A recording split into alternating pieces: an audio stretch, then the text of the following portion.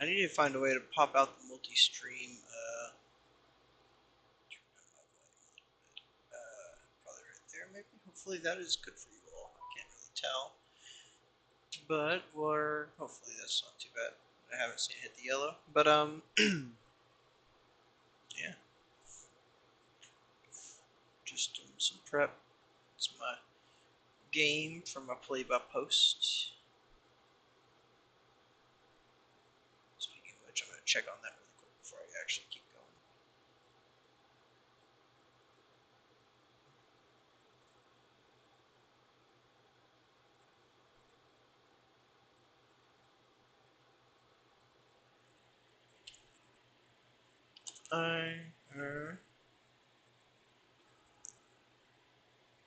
MS.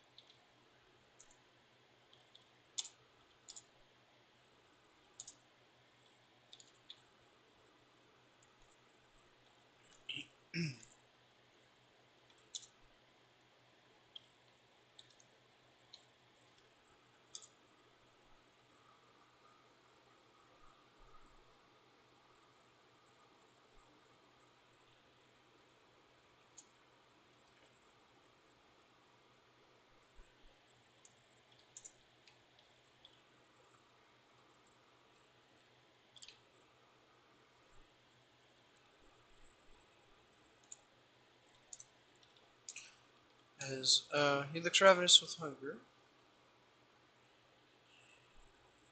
Uh,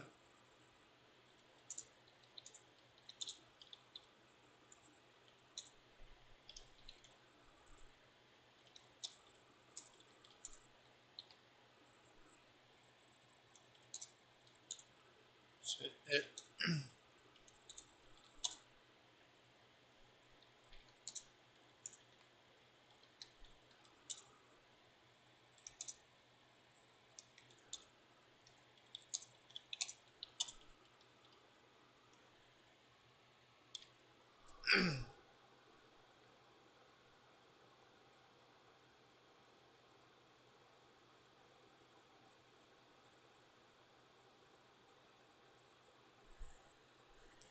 uh,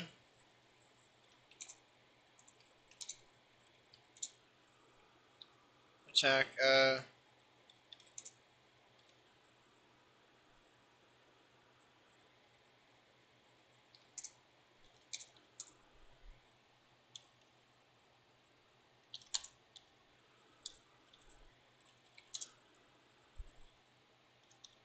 Let's go turn order.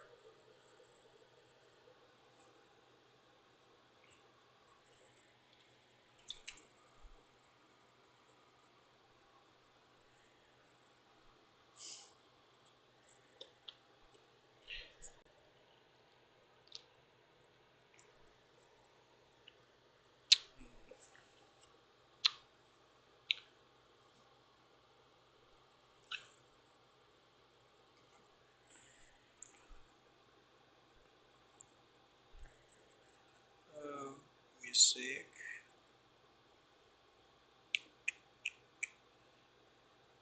Music. Yeah, I found that one guy's stuff, Heartbound. It's really cool. I like pirate software. I think that's really cool of him. I mean, that's so many songs, and that is just amazing. uh, I don't know. I mean, I've seen a lot of his shorts. I really like that guy. I think he's really cool. I really appreciate somebody who can. That's somebody to aspire to be. If he's really that cool in person as he is on that. I mean, because like I'm sure he's got some hot takes, and everybody has stuff. But I mean, I really like him. I think he's cool. To just be able to get back to the community like that. I don't know if everybody has stuff. That's awfully presumptuous. Let's see.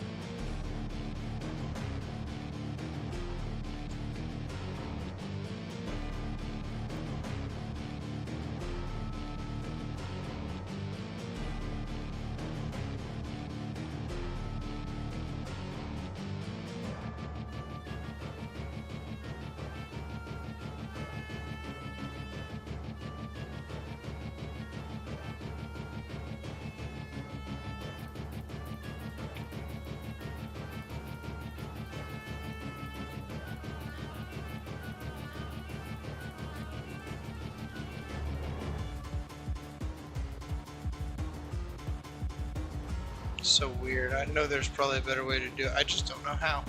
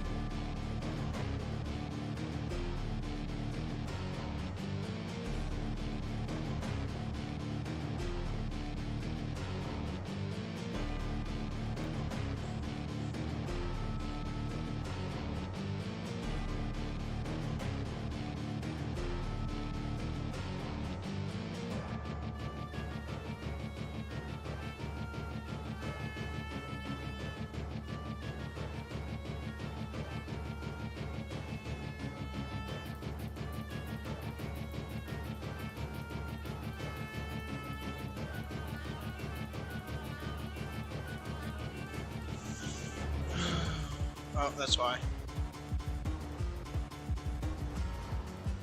I was wondering why I was only playing one song over again.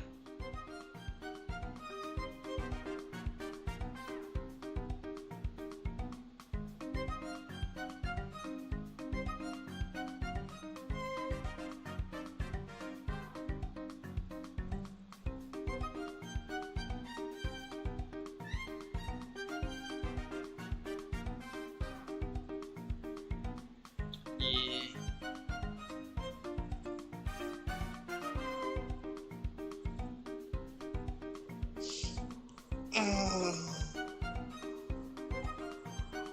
Would that make us...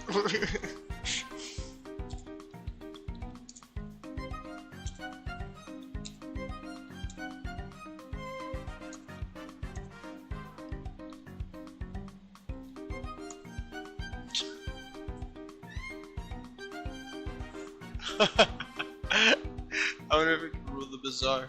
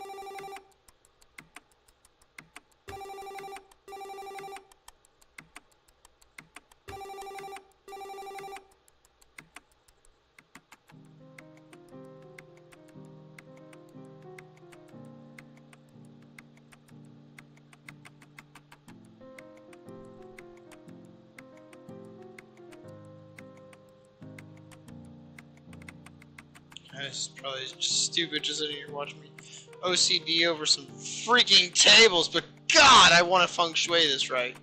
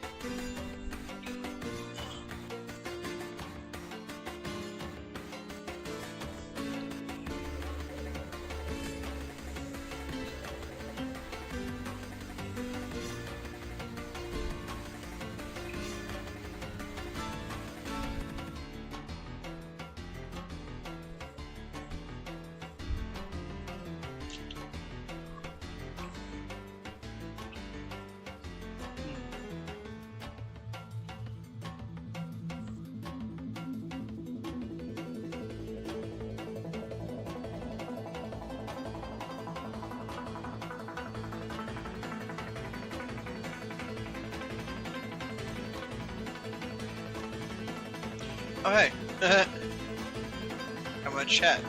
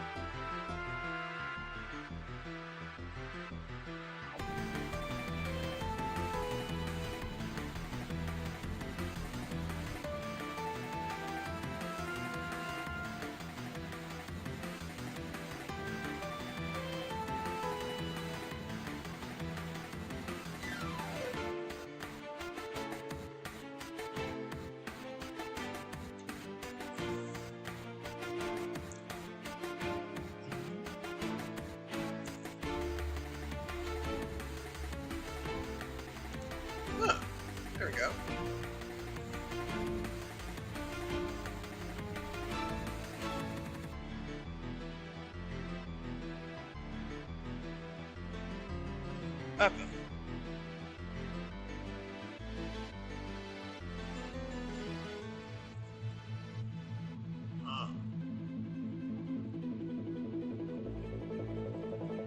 There we go. Got my YouTube chat up. This is actually turning out pretty decent, I feel like. Let's do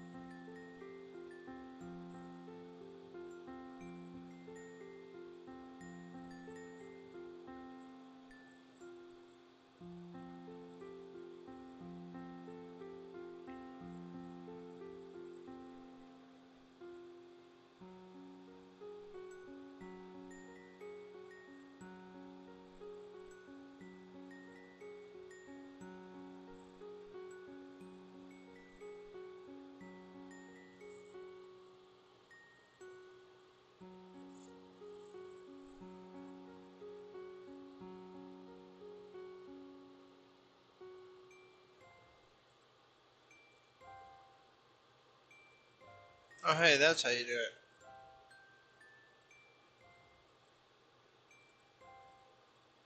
It's starting to come together, though, I feel like. This is starting to look pretty decent.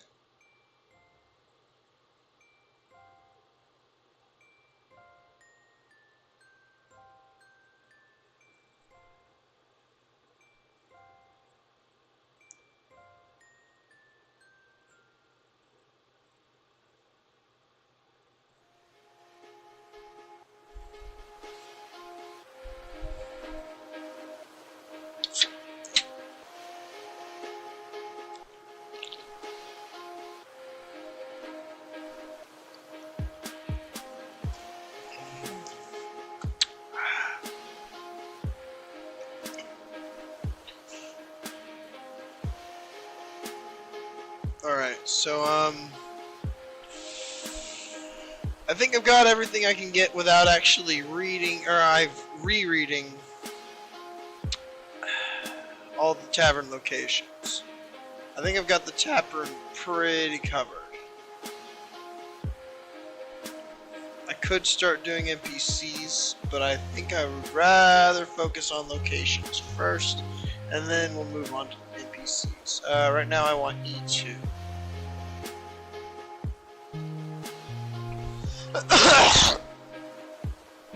And smoking made me wanna smoke.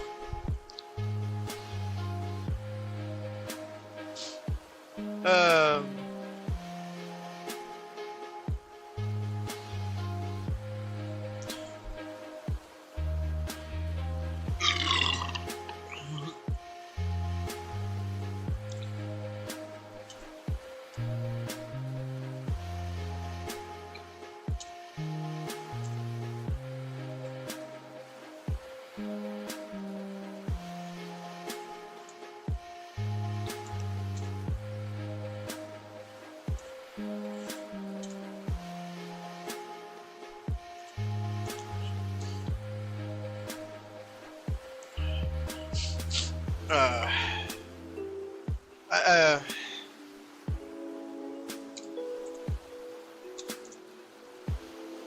and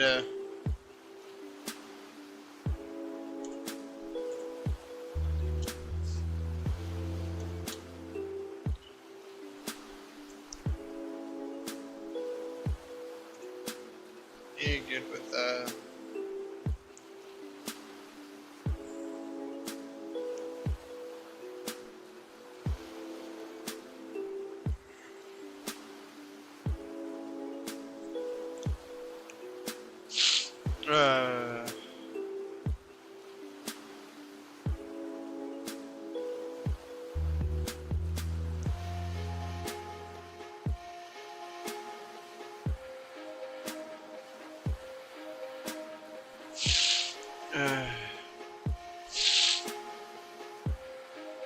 okay, those are just more. Oh, okay.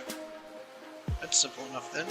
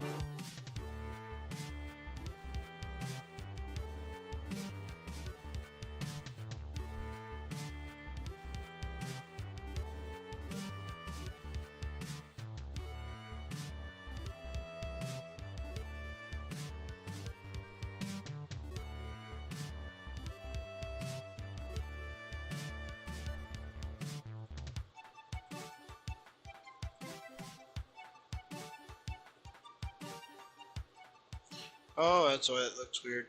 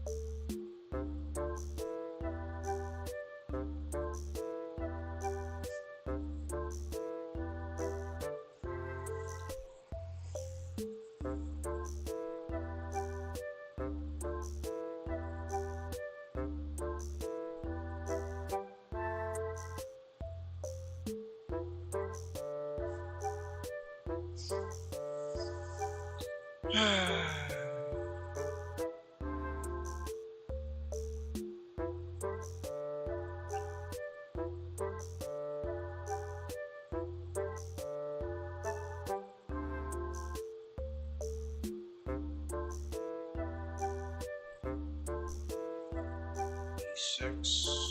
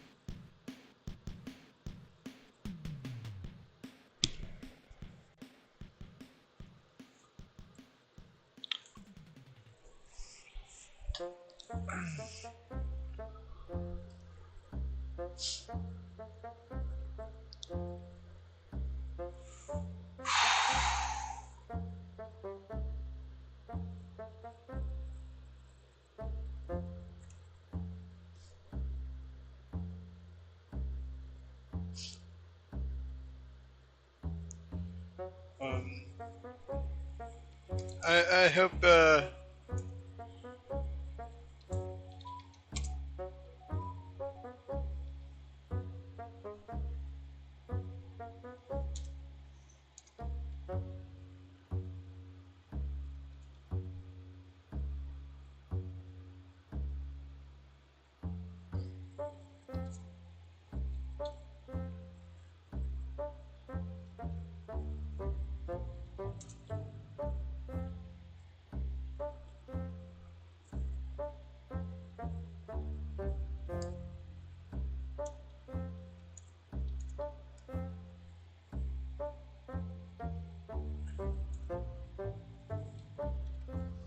actually got a good deal on a powerful flute.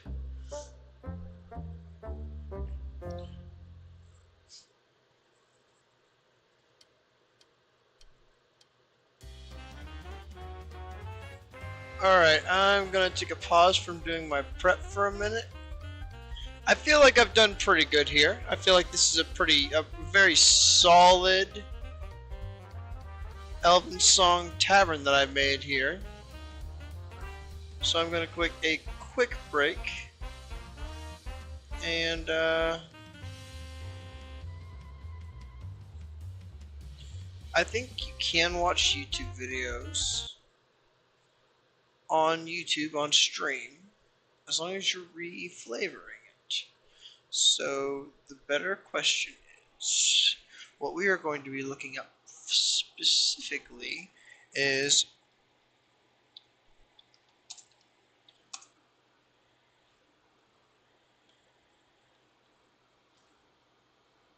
movable rod tactics.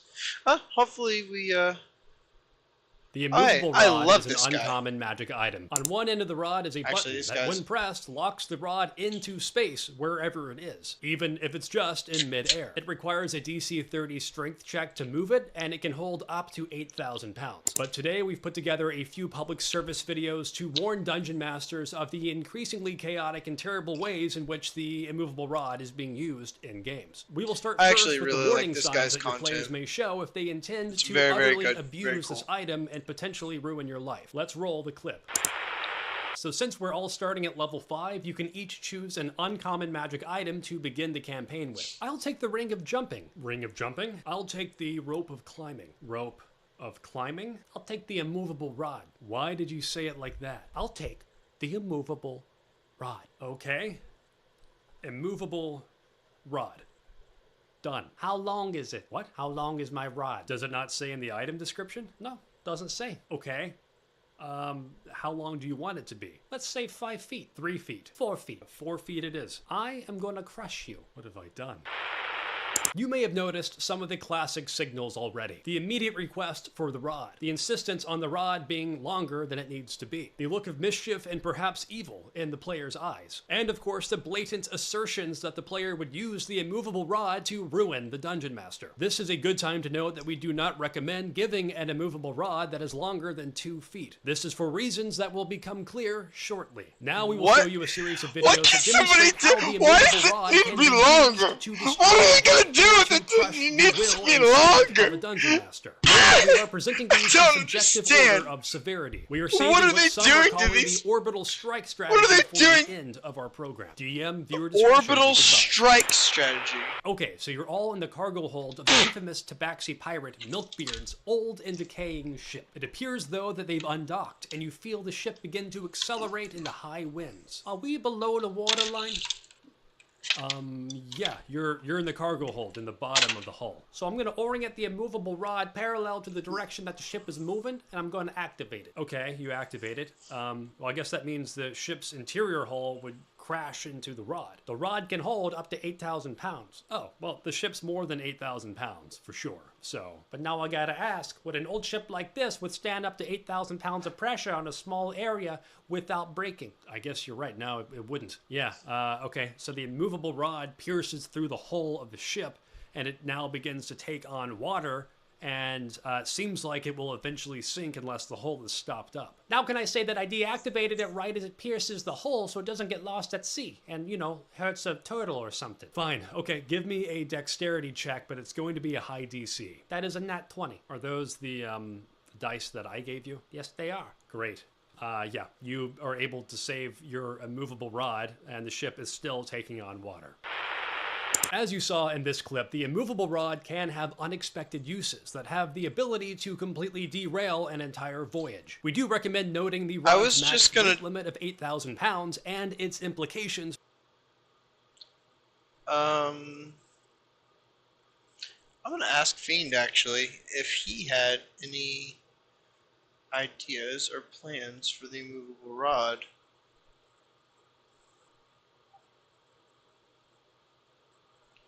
Hey, sorry it's late.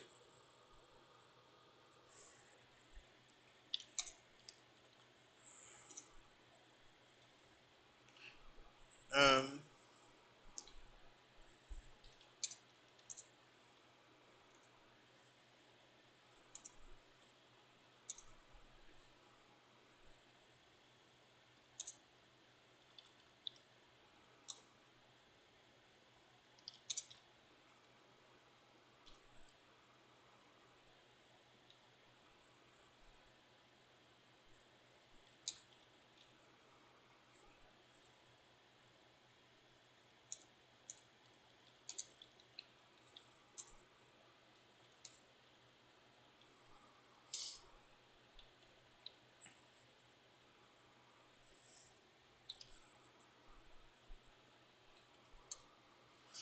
Drexel mount, or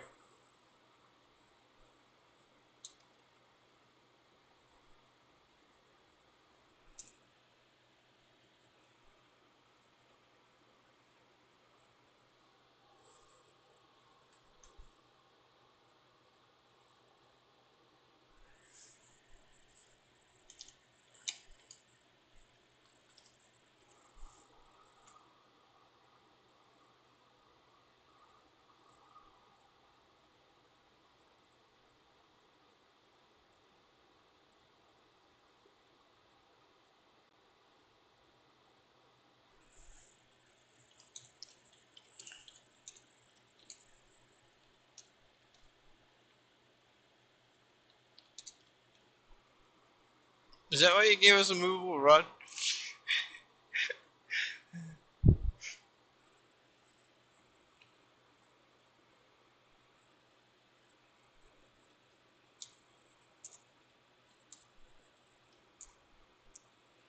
And click it midair and climb on.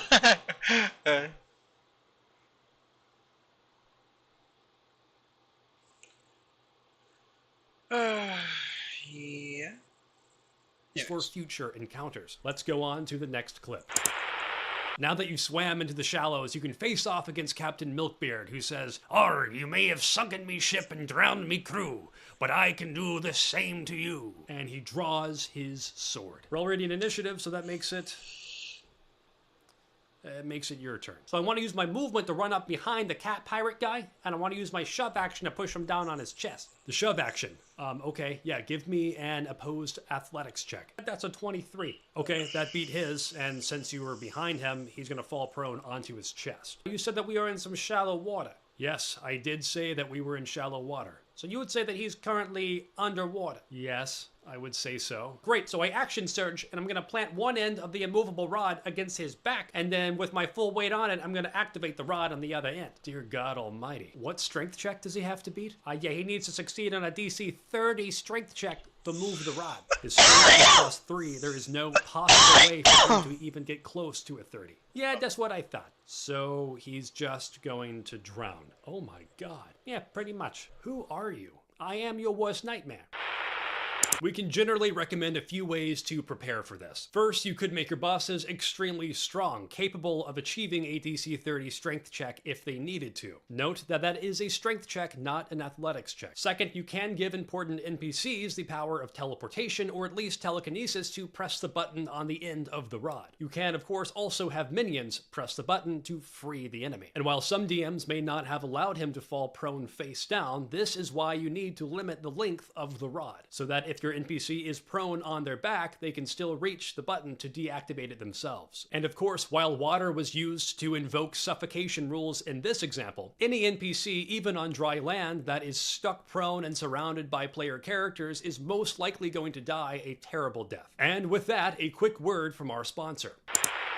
Today's episode is sponsored by Eldritch Foundry. Eldritch Foundry's free, web-based character creator lets you design and order personalized, lifelike miniatures for your tabletop games, with extraordinary levels of detail. The character creator itself boasts a vast array of weapons, clothing options, mounted units, and fully posable forms, meaning that creating your own fully customized epic miniature for D&D or other TTRPGs is just a click away. You can choose from printed miniatures, downloadable STLs, or even opt in for their subscription option if you want unlimited downloads, which is great if you have your own 3D printer, for example. To try it out yourself, you can go to eldritchfoundry.com, which is also linked in the description. And while you're there, you can also join my free weekly email digest of nerdy stuff called the Arcane Almanac. It's packed full with all kinds of fun stuff, like the alchemy section, which has fantasy-themed cocktail recipes. You get a dice of the week, we've got riddles, we've got a D6 table of fortune. It also has a self-guided adventure, and more being added every month. So go check out the Arcane Almanac, and thank you again to Eldritch Foundry for sponsoring today's video. We will now show a compilation of several quick scenarios before we talk about what some are calling the orbital strike strategy. Let's begin. I hold the rod above my head with my finger on the activation button as I test the room for pit traps. So I take the rod and I shove it up there so I can seal the rod up my sleeve, and then I challenge a barbarian to an arm wrestling competition. So I activate the rod in the path of the cavalry, about chest high for the riders. I beat him over the head with the immovable rod. So I throw my hempen rope over the activated rod to use that as a pulley to hoist him out of the hole. As you can see, the immovable rod does have a multitude of uses, but they all pale in comparison to what you're about to see. Pay special attention to how the Dungeon Master allows themselves to get caught in this trap. And I've been told to tell you that what you're about to see is of particular danger if you've not yet used an immovable rod in your campaign. In other words, if there's not yet any precedent. Here we go.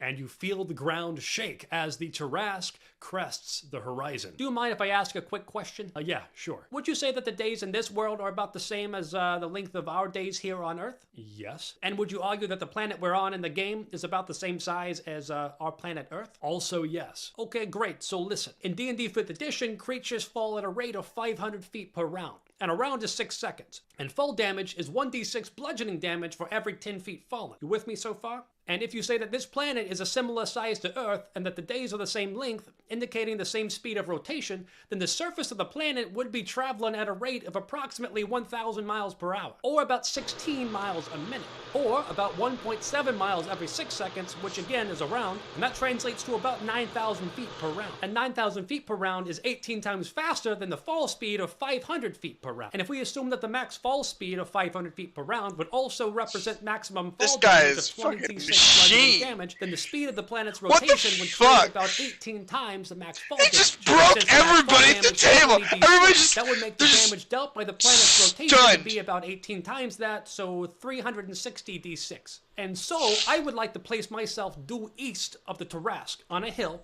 so that I'm approximately at its chest height, and then I activate the rod, which as the planet spins would deal about 360 d6 bludgeoning damage, or an average of 1,260 bludgeoning damage. If I allow this to work, you understand that there is a chance that it causes a minor cataclysm. Yeah, I'll take a cataclysm. Okay, fine. You splatter the Tarrasque. Ooh, that was hard to watch. That was hard to watch. We hope that this video has served as a proper warning and education for dungeon masters of all kinds. Tune in next time for another DM public service announcement, or DM news, or whatever we're calling this. That poor guy. That was just the most. That was just wild. Just wild indeed. This actually looks pretty solid, I think. Uh,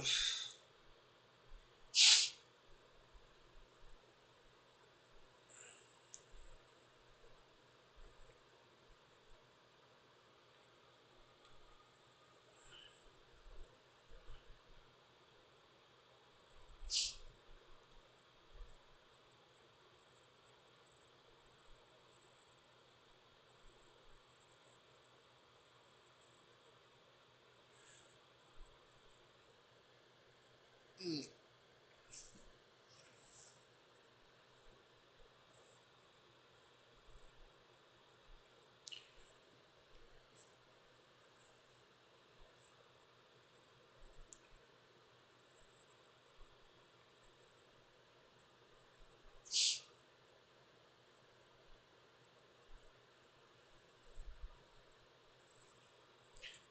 What would Brian Boitano do if he were here right now? He'd probably kick an ass or two. That's what Brian Boitano do. Who the fuck are you? Well, I'm Brian Denny. Dude, nobody gives a fuck about Brian Denny. Brian Boitano is from one. Oh my god, I can't sing. When Brian Boitano was in the Olympics, skating for the gold. Oh,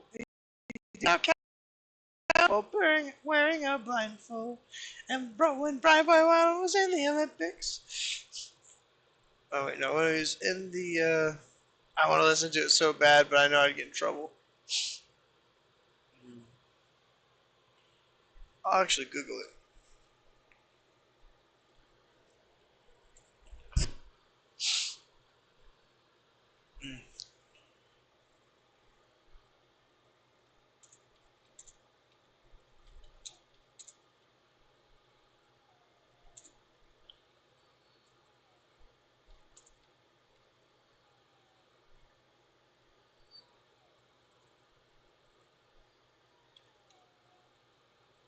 I don't know how to fucking spell it.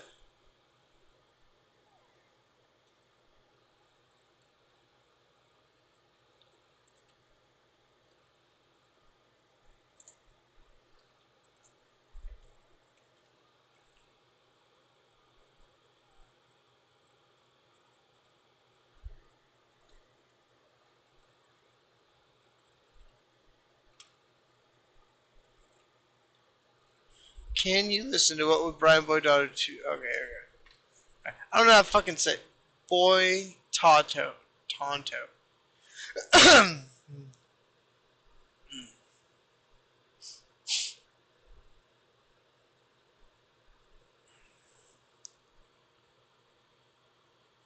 What are the rules for music on stream?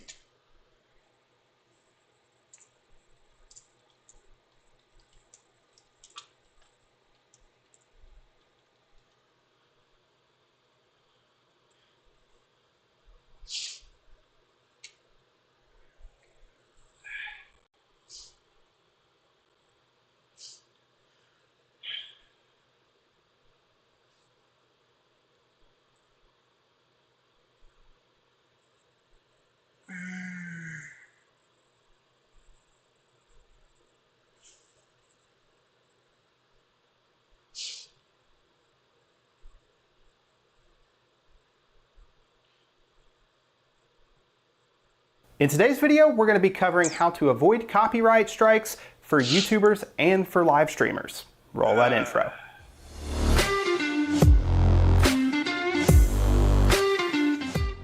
What's going on, guys? Chad here from How To Tech, the channel dedicated to helping you take your tech to the next level. And yes, today we're going to be talking about how to avoid audio copyright for YouTubers and live streamers. And I think this is going to be great because that is something a lot of people have been dealing with lately, and you're not sure of where to get your music to use in your live productions and your recorded productions. And Because of there is what a I'm great doing. solution, something that we've recently started using. No affiliation as far as partnerships or money coming from them, but we are actually going to, I believe, be setting up an affiliate link. If you want to check that out, there should be one in the link down below if we get to that before this video is released. But we're going to be talking about Epidemic Sounds and the reason why it is so useful and why we have decided to start using it here at How To Tech. The one reason why is because you can literally pair accounts inside of Epidemic's platform. What that's going to allow you to do is essentially not have to do anything. You just upload your videos, you do your live streams, and they just don't put copyright strikes on your music because you literally just type in your URL and it is that easy. So let's jump over to the computer, take a look at how easy it is to set up and start getting music from Epidemic Sounds and why it's super useful. Okay, so now we're over at Epidemic Sound's website, and this right here, in my opinion, is the best solution for avoiding copyright notices just from the start. And the reason why is because they've got a cool tracking system that tracks your content across YouTube, Twitch, Instagram, and other social media websites. And it just gives you the ability to be able to say, hey, that's me using the music that you've licensed me to use. Don't flag me for copyright, because if you've ever bought licensed music before from anybody and they've ran it through YouTube's Content ID system, it still gets flagged and you have to put in a license, and it's very frustrating. And since you can go ahead and link your social media accounts through Epidemic Sound's website, it's great because it's very easy to just go ahead and do that and not have to deal with it from the start. And you get a free 30-day trial whenever you first start. So yeah, go ahead and check it out in the link in the description down below. This video is not sponsored by Epidemic Sound. It's just something we've started using and we find it extremely useful. And you'll see what I mean in a second of finding consistent music that we think is good for our videos. And if that's something you're looking for, I think this will work out really good for you. And the pricing is actually fairly affordable. It's only $15 a month, and I would have to look at exactly what the pricing is for a yearly subscription, but big YouTubers like Peter McKinnon even use music from here, and other people do as well. So $15 a month or $144 a year, which is fairly good pricing. And this gives you options to upload to YouTube, Facebook, Instagram, and Twitch, and podcasts, and much more, but you're literally just kind of stuck to one channel per platform. So you can only upload it to one YouTube channel with that music, and it allows you to tie to one YouTube channel. Now, if you wanted to go commercial, it gives you the options for using multiple platforms and everything else. So you could use multiple social media websites. So if you had 2 YouTube accounts, you could use 2. And then also if you wanted to go enterprise, you could actually have multiple users logged in, and even clearance for TV and streaming services. You can kind of read these bullet points and you can see where they get a little bit more useful if you're doing higher production. But if you're just doing YouTube, you're just doing Twitch and live streams like that, this is going to be the way to go because it is super easy, and I'll show you how. So getting started first, I'm logged into my Epidemic Sound profile right now, and you can see that we've got curated music. We'll talk about that in a second, but I want to go to me.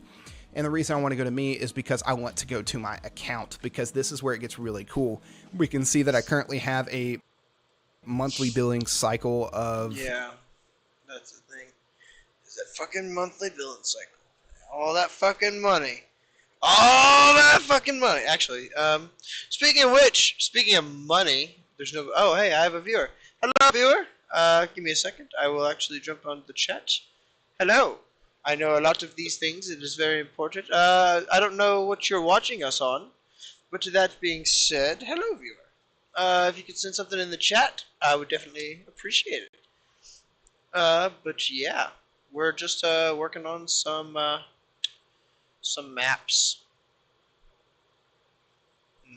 I got the multi-stream up, and then I got the YouTube chat up.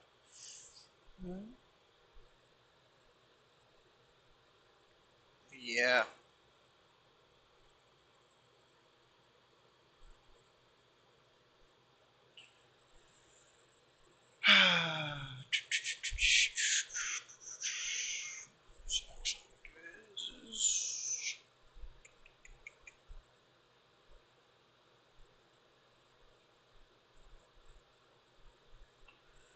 Working on my D&D.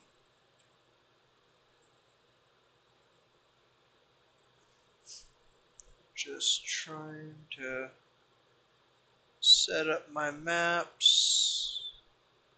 Make sure we have a quality game. I want people to have fun.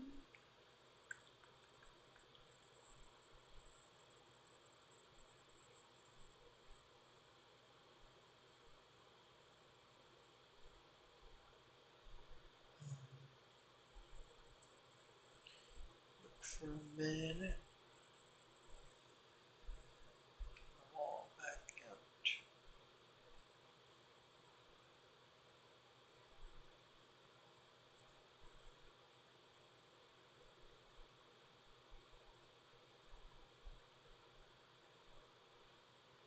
So it looks like it's all the way to.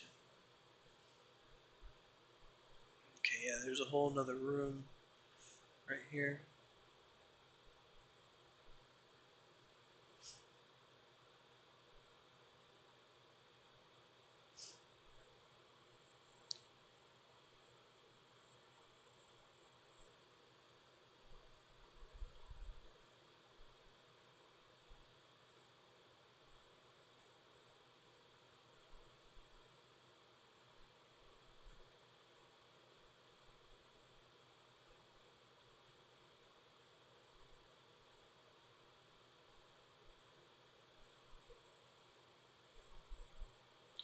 Realistically, there's 2 tables there. Yeah, that's a big room. No, I think realistically I can't do that.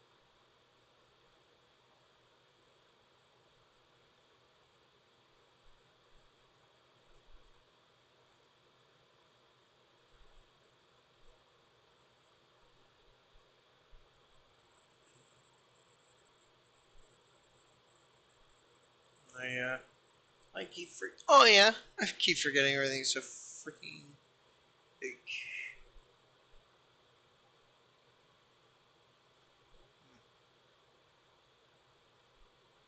Also, one viewer, if you're one of my many enemies who are planning on plotting revenge, just let you know, I have a particular set of skills that I've acquired over a very long life of. I can't remember the rest of the taken speech because it used to be my brother's voicemail. But yes.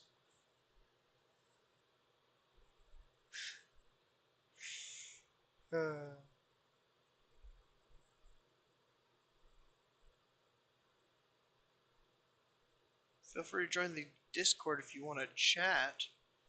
I feel like that's always honestly that's probably gonna be the worst thing I do, or it's gonna be the best thing I do. I don't know, cause yeah, I'm not planning on.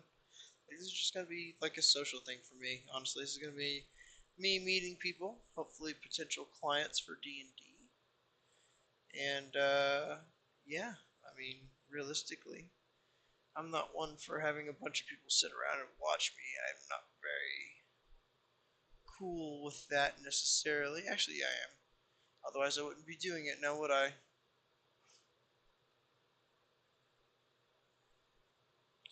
think the real issue here is that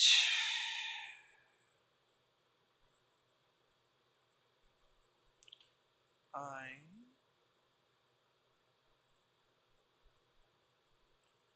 really am having a time.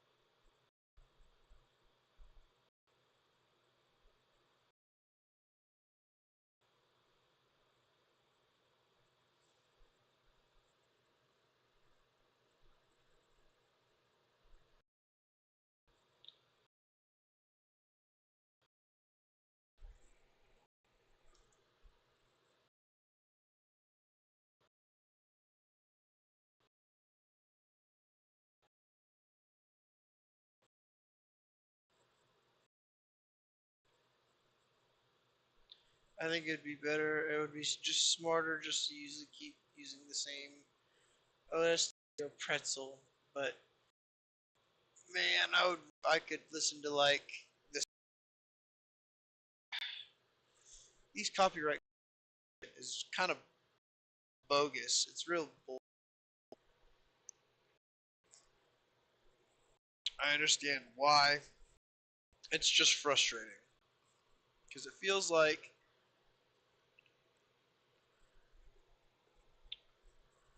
I have to limit.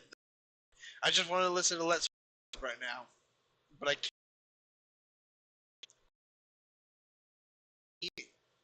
Which doesn't. I mean, but OSD, this Pirate Software songs. After that, they're really good. I actually super love that.